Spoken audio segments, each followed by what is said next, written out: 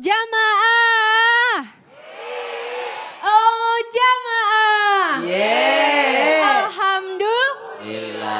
Alhamdulillah masih di Islam itu indah dan pagi hari ini kita sedang membahas tema tahajud udah niat tapi kok berat.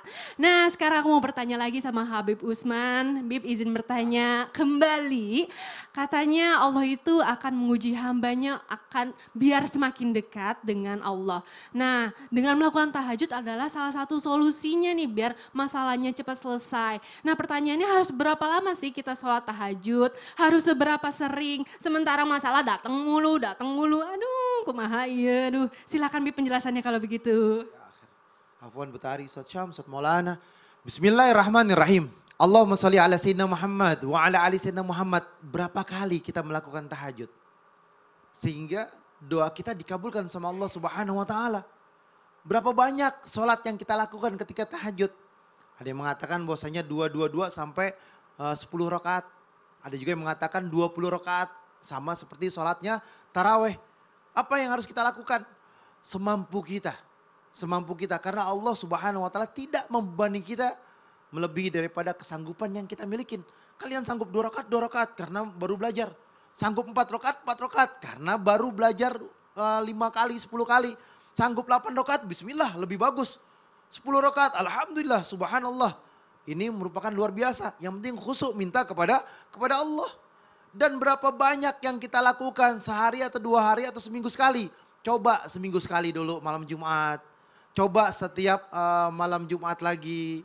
Bisa lu nikmat seminggu 2 kali, seminggu 3 kali. Nanti terbiasa nikmatnya. Yatanazzalu Rabbuna tabaraka wa ta'ala kulla layla ila sama'i dunya. Allah Subhanahu wa ta'ala turun setiap malam ke langitnya Allah Subhanahu wa ta'ala yang pertama. Ya kan? Dekat dengan langit dunia. Berarti langit pertama. Sampai sepertiga malam terakhir. Lalu Allah Subhanahu wa ta'ala berfirman, siapa yang berdoa kepadaku, aku akan mengabulkan doanya. Siapa yang minta kepadaku, pasti aku kasih, kata Allah Subhanahu wa ta'ala. Yang minta ampunan, aku kasih ampunan, kata Allah. Dan di malam hari terdapat suatu yang tidaklah seorang muslim memanjatkan doa kepada Allah Subhanahu wa ta'ala, melainkan doa tersebut dikabulkan oleh Allah Subhanahu wa ta'ala. Ayo minta kepada Allah. Ini malam-malam yang dahsyat, malam yang hebat, malam yang dimana sepertiga malam merupakan doa yang mustajab, yang dikabulkan doanya. Siapa orang yang minta kepada Allah Subhanahu wa ta'ala pada waktu tersebut, niscaya hamba itu dekat dengan Allah Subhanahu wa ta'ala. Allah akan memberikan apa yang kita minta. Insya Allah, ya kan?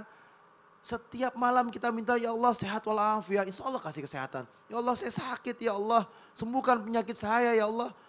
Kalau bukan engkau siapa lagi yang menyembuhkan saya? Insya Allah dikasih jalan keluar oleh Allah Subhanahu wa ta'ala, diberikan kesehatan. Ya Allah saya susah, utang saya banyak, cicilan masih gak habis-habis, ya kan? Cicilan apaan Bu? Motor, rumah, atau cicilan apa lagi? Gak handphone kan? Nah cicilannya banyak, ya Allah mudah-mudahan cepat lunas. Ya Allah saya sulit kehidupan saya, ya Allah permudahlah kehidupan saya, berikan kebaikan ya Allah. Ya Allah jadikanlah anak saya anak yang soleh soleha. Saya paling bangga ya Allah kalau anak saya bisa baca Quran, apalagi hafiz Quran. Ini doa minta sama Allah, dialog sama Allah setiap harinya. Karena Allah Tuhan kita. Allah ini, ya Allah, Allah yang menciptakan kita. Kita makhluk. Allah sang khalik.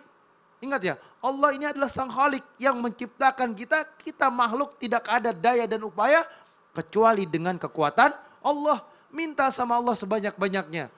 Kita kalau minta sama makhluk banyak. Wah sampai ngemis, sampai melas, sampai minta-minta, sampai mohon-mohon, sampai nangis-nangis. Minta sama manusia kayak gitu. Masa minta sama Allah nggak mau kayak gitu? Benar, sedangkan Allah yang menciptakan kita ya Bib ya. Masya Allah, terima kasih Habib penjelasannya, tepuk tangan dong jamaah. Masya Allah, tabarakallah. Jamaah. Oh jamaah. Mau nanya enggak? Mau? Ya udah yuk langsung aja kita masuk ke segmen Tanya Dong Ustadz. Kami semua tanya dong Ustadz. Ayo siapa yang mau bertanya tunjuk tangannya. Siapa yang mau bertanya? Oh masnya yang di sebelah sini semangat sekali mas.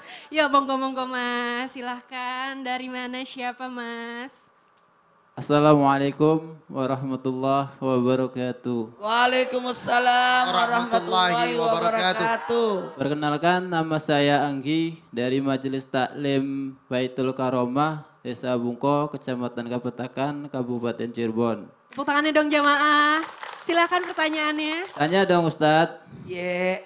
apakah sah sholat tahajud tapi mepet sama subuh? Terima kasih. Assalamualaikum warahmatullahi wabarakatuh. Waalaikumsalam warahmatullahi wabarakatuh. Masya Allah. Nah, kalau begitu kita tanya dengan Ustadz Maulana deh. Silakan Ustadz jawabannya. Izin Habib dan Ustaz Sam. Sangat. Sangat. Tahajudnya kalau mepet ke subuh. 5 menit sebelum subuh. Jawabannya sah. Coba, bisa nggak salat subuh 5 menit sebelum waktu? Nggak bisa kan? Berarti masih bisa tahajud. Masih bisa tahajud. Tapi ada baiknya kita mengambil posisi waktu yang baik. Itu kalau 10 menit sebelum subuh, waktu taubat itu. Ya waktu zikir, udah masuk waktu zikir. Apalagi kita kan harus mempersiapkan diri. Gini, waktu malam itu dibagi 3. Jam 7 sampai jam 10, 3 jam. Jadi kalau Imam Al-Ghazali kan bagi 4 jam, 4 jam, 4 jam. Karena kita berkaitan dengan tahajud, kita ambil 3 jam, 3 jam, 3 jam. Jam 7 malam sampai jam 10 itu sepertiga malam pertama. Ulangi, jam berapa Bu? 7 sampai 10. Kemudian ada waktu jam 10 sampai jam 1, 3 jam juga itu. Itu waktu pertengahan. Yang paling bagus sepertiga malam yang ketiga. Sepertiga malam yang ketiga yang mana itu? Jam 1 sampai jam 4. Supaya jam 4-nya itu persiapan untuk subuh. Mandi, persiapan, baca zikir. Itu yang paling bagus. Makanya ada baiknya kita mengatur durasi waktunya.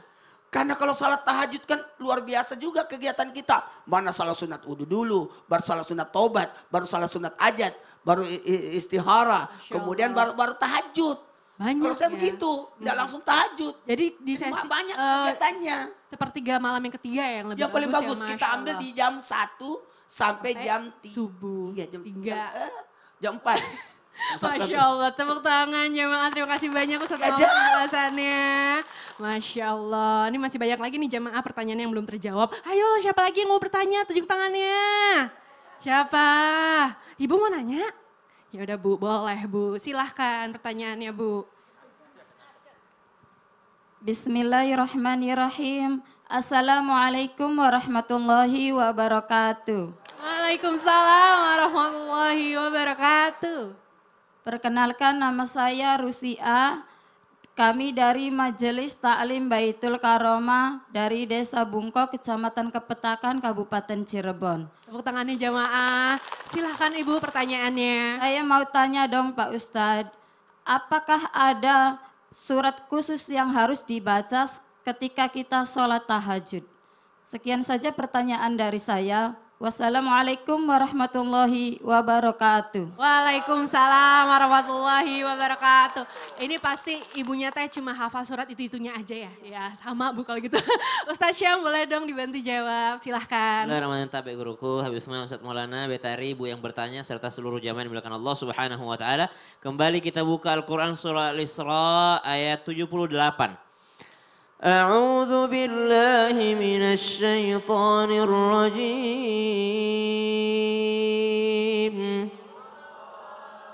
أقم الصلاة لدنوك الشمس إلى غسق الليل وقرآن الفجر إن قرآن الفجر كان مشهودا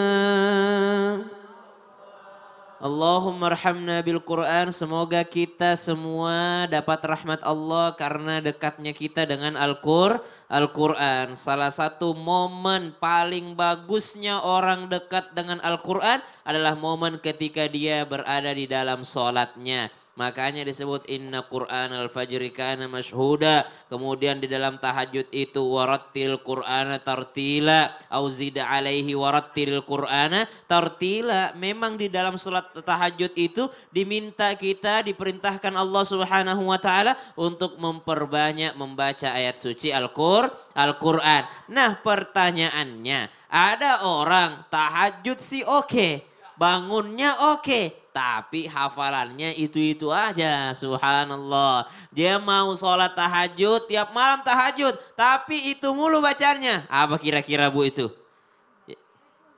Apa bu bacaannya Bu kadang-kadang? Ayat kursi, kadang istighfar, Bacaan dalam sholatnya. Fatihah sama kuliah, Terus rakaat kedua, alam taro. Alam Taro, Al-Fatihah, kuliah, baru Alam Taro Kaifa. Kalau secara adab itu keliru. Kenapa? Kalau harus yang di atas dulu baru semakin ke bawah. Alam Taro dulu baru kuliah. Tapi kalau mau mengikut baginda Nabi Muhammad SAW, dalam sebuah riwayat disebutkan bahwa Rasulullah SAW ketika beliau bangun malam, maka 2 rakaat awalnya adalah rakaat pertama membaca Al-Fatihah lalu Al-Kafirun. Rakaat keduanya membaca Al-Fatihah kemudian membaca surah Al-Ikhlas. Jadi kuliah, kulhu, kuliah, kulhu. Rakaat pertama baca kuliah, rakaat kedua baca surah Al-Ikhlas. Tapi itu baru pemanasan. Baru 2 rakaat pertama. Karena Nabi tahajudnya bukan 2 rakaat. Rakaat ketiganya Nabi ketika sholat tahajud barulah Rasulullah membaca surah Al-Fatihah. Ghairil maghdubi alaihim waladdallin. Amin. Setelah itu Rasulullah baca apa? Baca surah Al-Baqarah. Sampai mana Al-Baqarahnya? Sampai habis. Tadi Ibu Al-Baqarah juga, tapi ayat kursinya doang. Kalau Nabi sampai habis. Setelah habis surah Al-Baqarah, lanjut lagi surah Ali Imran. Setelah habis surah Ali Imran, sudah berapa juz itu? Sudah 5 juz. Setelah itu lanjut lagi surah An-Nisa. Setelah surah An-Nisa, Nabi lanjut lagi surah Al-Ma'idah. Nabi lanjut sampai sekitar 5 juz, 6 juz, baru Nabi ruku. Setelahnya Nabi bangkit, Nabi baca lagi yang lebih singkat daripada rakaat pertamanya tadi. Jadi kalau dikatakan, adakah surah khusus? Alhamdulillahnya enggak ada. Karena kalau ada pun susah kita untuk mengerjakannya. Untuk bangunnya aja sulit, apalagi dikasih surah khusus. Ah, benar, Masya Cuman Allah. kalau dia baca kuliah sama kulhu, maka itu pahalanya lebih banyak. Kenapa lebih banyak? Karena dia mencontoh Nabi Shallallahu Alaihi Masya Wasallam. Allah. Tapi baru pemanasannya. Iya. Setelah itu baru intinya. Ketika dia membaca surah Al-Baqarah, Ali Imran, An-Nisa sepanjang 5 juz kurang Masya lebih. Dan Allah. memang malam itu untuk memperbanyak bacaan. Masya Allah. Siap. Terima kasih Ustaz penjelasannya Ibu sudah cukup jelas ya. Alhamdulillah. Nah ini kesempatan terakhir di segmen ini buat jamaah di studio yang mau bertanya. Ayo tunjuk tangan siapa yang mau bertanya. Siapa? Siapa ini yang mau bertanya? Ibu yang sebelah sini dulu ya. Ini ibu yang pertama nih menunjuk tangan. Tepuk tangannya dong jamaah. Silahkan Ibu, siapa dan dari mana? Bismillahirrahmanirrahim. Nama saya Daria dari Desa Bungko, Kecamatan Kapetakan, Kabupaten Cirebon. Yang mau saya tanyakan Ustadz, kalau tidur semacam Nabi, kayak apa ya? Saya nggak ngerti karena gimana caranya saya bisa sholat tahajud. Oh jadi kalau tidurnya posisinya seperti Nabi, Iya. apakah akan mempermudah untuk bisa tahajud Iya, begitu ya Bu iya, ya? Oke, terima kasih banyak Terima ya Ibu kasih. penjelasan. Tepuk tangan jamaah. Assalamualaikum warahmatullahi wabarakatuh. Waalaikumsalam warahmatullahi wabarakatuh. Silakan kalau begitu Habib Usman bantu dijawab ya. Jadi tidur ala Nabi. Nabi akhir. Silakan, Bib. Syam, Ustaz Maulana. Bismillahirrahmanirrahim.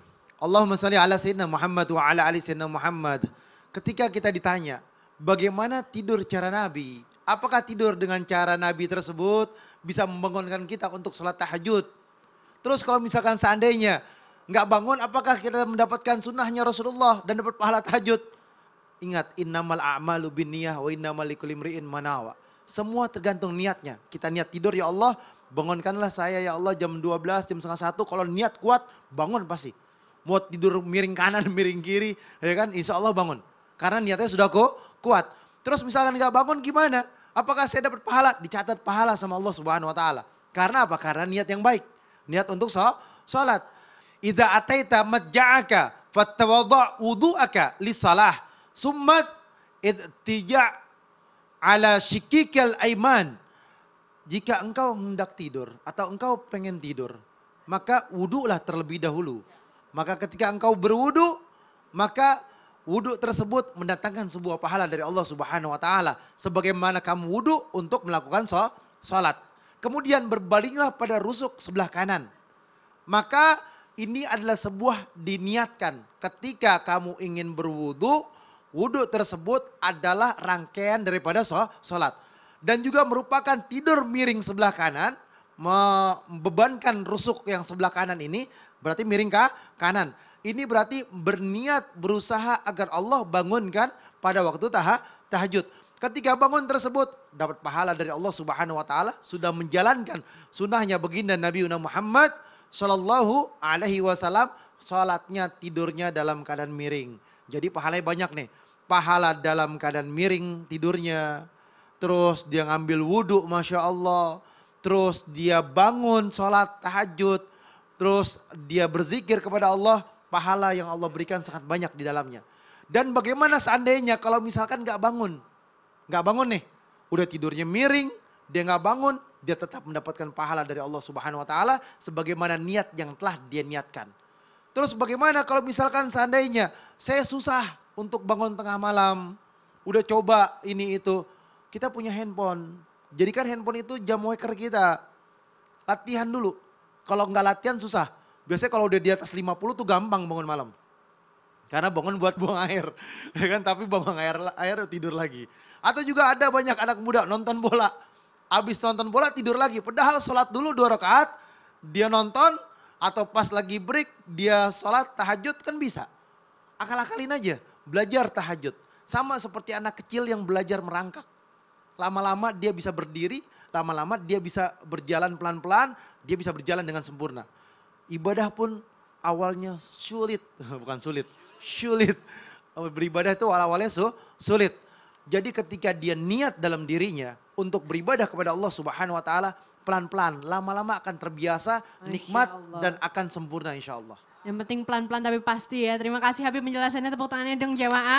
Ibu mudah-mudahan cukup jelas ya jawabannya. Alhamdulillah. Itu sebelah tuh kenapa ya Reza? Ya, kok dia bisik-bisik? Duh, kita samperin yuk. Ibu, kenapa dari tadi bisik-bisik? Coba kita dengar ya sama-sama. Kenapa Bu? Coba Bu, dijelaskan. Bisik-bisik apa sih tadi? Ada setan. Ada setan di mana? Takut itu kalau mau sholat tahajud tuh takut ada setan. Oh, begitu. Udah mau tahajud tapi ketakutan ada setan. Setan, Masya Astagfirullahaladzim. Allah. Oh, Jamaah, dengerin ya. Kalau mau tahajud, nggak usah takut sama setan. Mau tahu nggak gimana caranya? Ada tipsnya. Ada ya. Setelah yang satu ini. Jangan kemana-mana, tetap di Islam itu indah jamaah. Alhamdulillah.